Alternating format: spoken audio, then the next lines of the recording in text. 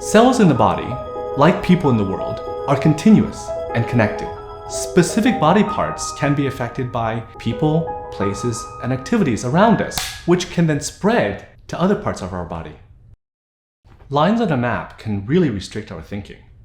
One time I was preparing to see a patient, so I read his file, and he has a Russian name, something like Sergei Kazakov.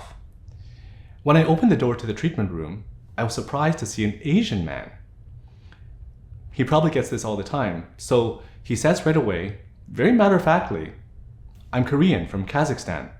There's a huge Korean population there. We all take Russian names and we all speak Russian." Having lived in Vancouver and Toronto, Canada, I'm used to many different ethnic groups being together, but they tend to maintain their distinct cultures, like their names. Sergei was my introduction to border states.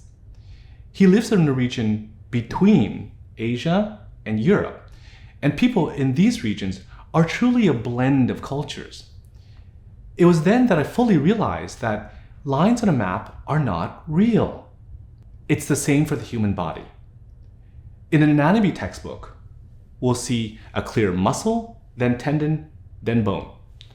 But if you look at the border regions of those tissues under a microscope, you'll see that cells are not really muscle or tendon.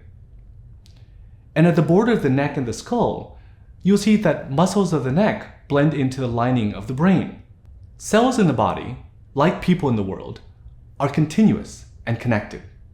If I continue the comparison between the world and the human body, we'll see more similarities. Ethnic Koreans now live everywhere in the world, not just Korea. But they're still connected by phone, email, and media.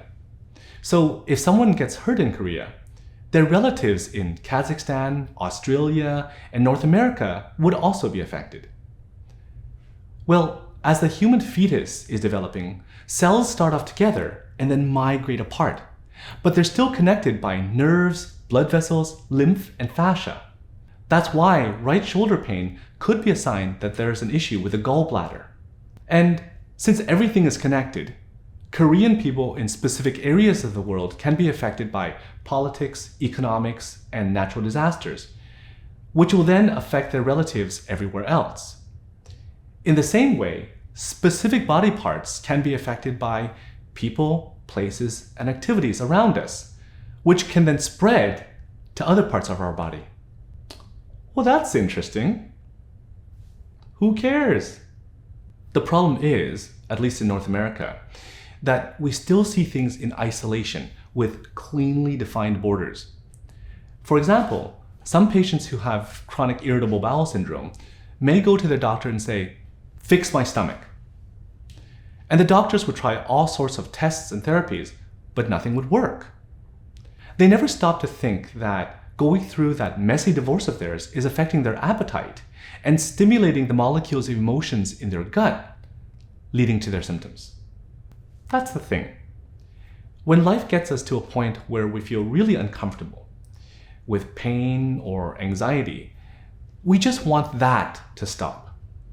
We're too desperate to look at other things that may be the cause of our discomfort.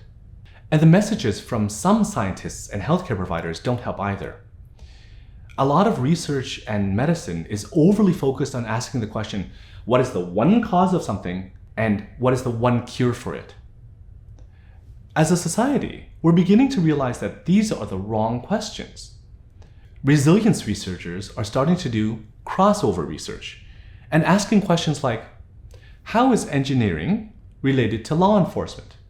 And how is that related to the environment, poverty, and LGBTQ issues? It sounds like a common sense approach, but in reality, when people are desperate to see a change in something, it's really hard to step back and take a look at the big picture. And from a practical perspective, crossover research and solutions are hard because they require lots of resources like time, energy, and money.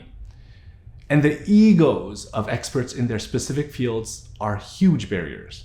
There is a shift toward uniting the world scientifically, socially, and what have you.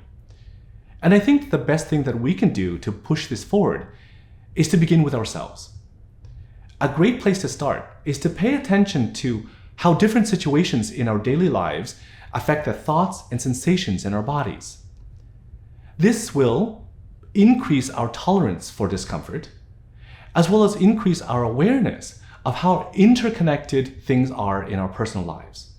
That way, when life begins to become overwhelming, we're not as desperate to get away from the situation, so we can step back and make choices that will benefit us and those who are connected to us.